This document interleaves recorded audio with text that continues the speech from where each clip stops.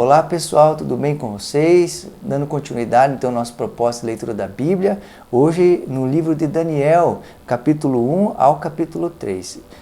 O enredo aqui começa então, o povo de Deus de certa forma é levado cativo para a Babilônia, né?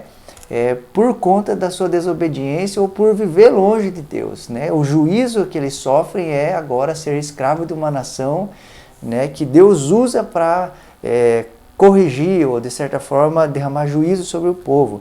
E algumas coisas interessantes aqui eu queria destacar com você, né, da vida de alguns jovens que se destacaram nesse período, né? A Bíblia diz que Nabucodonosor, ele então desce lá, saqueia essa cidade e leva os jovens ou os nobres das famílias, né, para a sua cidade, para o seu local, né, e lá eles, de certa forma, tentam mexer na identidade desses jovens, dando a eles comida sacrificada a ídolos, trocando o nome deles, fazendo com que eles tivessem talvez uma nova cultura, uma nova maneira de pensar, um novo jeito de viver, né? Só que alguns jovens, né, aqui o texto vai dizer sobre Daniel, decidem no seu coração não se contaminar com os manjares da Babilônia, ou de certa forma honrar a Deus, né? Porque eles não comiam essas comidas, o povo judeu, o povo de Deus não comia essas comidas e isso para eles era impuro, era errado.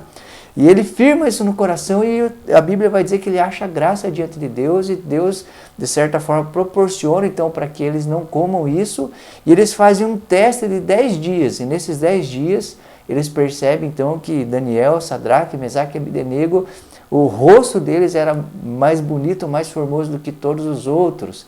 E aí então, com tudo isso é demonstrado, né, a bondade de Deus para com eles e também a fidelidade deles em não comer aquilo que Deus disse para não comer.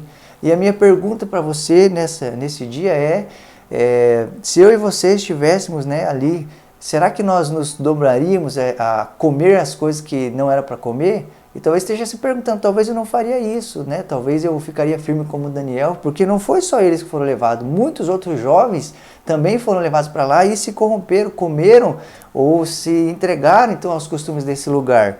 Mas isso me fez pensar nos dias de hoje, ainda nos dias de hoje, né, eu posso escolher o que vou comer, se vou comer as coisas desse mundo ou se vou me alimentar daquilo que Deus disse para mim se alimentar. E o que Deus disse para mim e para você se alimentar? As Escrituras, a Palavra de Deus.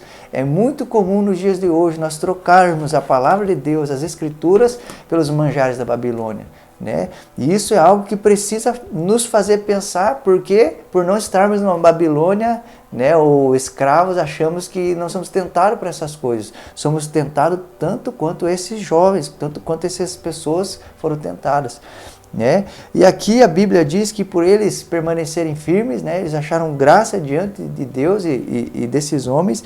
E o versículo 17 diz algo interessante. A esses 4 jovens, Deus deu sabedoria e inteligência para conhecerem todos os aspectos da cultura e da ciência. E Daniel, além disso, sabia interpretar todo tipo de visões e sonhos. Olha que interessante, por eles não se dobrarem, ficarem firmes, serem fiéis a Deus, Deus os abençoou com dons extraordinários e maravilhosos.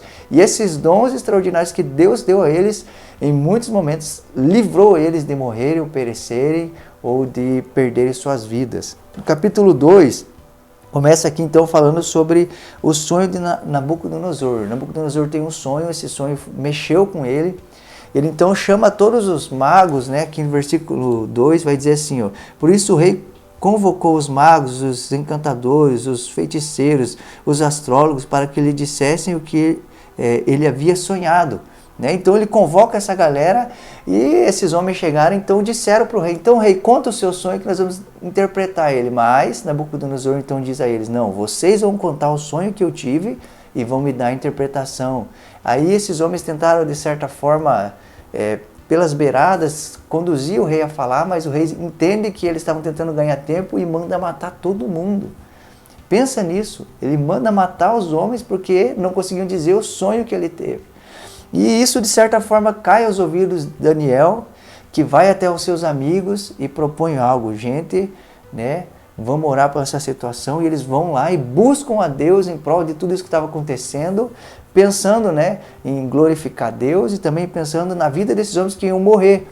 E de certa forma Deus dá a eles então a interpretação desse sonho, né? E eles adoram e glorificam a Jesus por isso. Queria destacar algo interessante nisso, né? Em momentos assim, momentos difíceis, momentos complicados, o que a gente faz? Será que a gente sai correndo, desesperado? Será que a gente foge? Será que a gente reúne amigos para orar por essa questão e buscar de Deus uma direção? Como nós agimos em momentos difíceis? Né? Algo maravilhoso que você vai perceber nesse livro é a amizade desses homens e como eles estavam juntos em momentos complicados e que eles passavam, né? Eles uniram força para buscar Deus, e isso é algo muito importante. Nos dias de hoje nós precisamos ter amigos que vão orar conosco para nos ajudar ou ter de Deus direção, né? Outra coisa que me chama a atenção é que em momento algum, Daniel ele interpreta esse sonho e em momento algum ele se vangloria por isso, mas ele dá a glória a Deus, ele deixa muito claro que aos homens isso é impossível e que isso vem de Deus e tudo isso é usado para que o nome de Deus seja glorificado. Queria destacar aqui uma situação diferente de Daniel, um homem chamado Arioque. Olha que interessante, versículo 24. Então Daniel foi falar com Arioque, a quem o rei tinha designado para executar os sábios da Babilônia, e lhe disse: não execute os sábios, leve-me ao rei e eu interpretarei para ele o sonho que teve. Imediatamente Arioque levou Daniel ao rei e disse: encontrei um homem entre os exilados de Judá que pode dizer ao rei o significado do sonho. Ele diz: eu encontrei um homem, mas na verdade ele não encontrou Daniel. Daniel foi até ele. Arioque estava usando essa situação para promover a si mesmo diante de Nabucodonosor. E quantas vezes as pessoas fazem isso? Né? Usam das coisas que outros estão fazendo para promoverem a si mesmo, né? Diferente de Daniel, que mesmo sendo a pessoa que Deus usou para realizar algo tão extraordinário, em momento algum quis prestígio ou honra por isso, mas o fundo do coração dele era fazer com que Deus fosse glorificado. Então ele interpreta esse sonho, ele diz, né, o que isso ia acontecer. E algo interessante desse sonho, esse sonho tem muito a ver com coisas vindouras, né? O livro de Daniel ele é um livro histórico, mas também profético, vai ter muita coisa do futuro nele.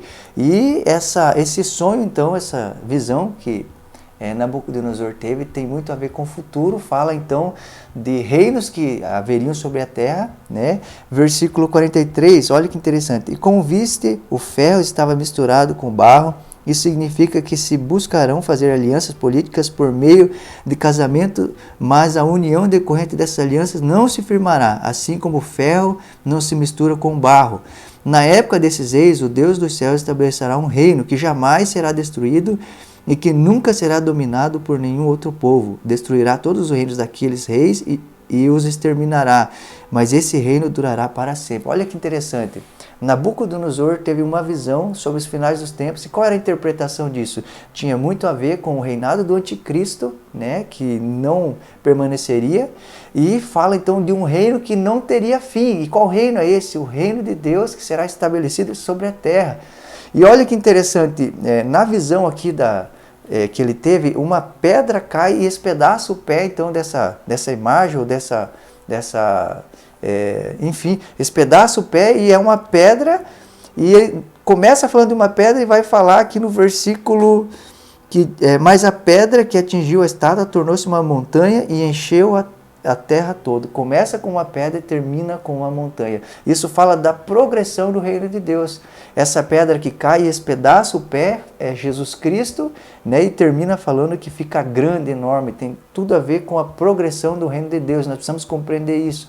O reino de Deus é progressivo e vai chegar um momento que vai se estabelecer e não terá fim.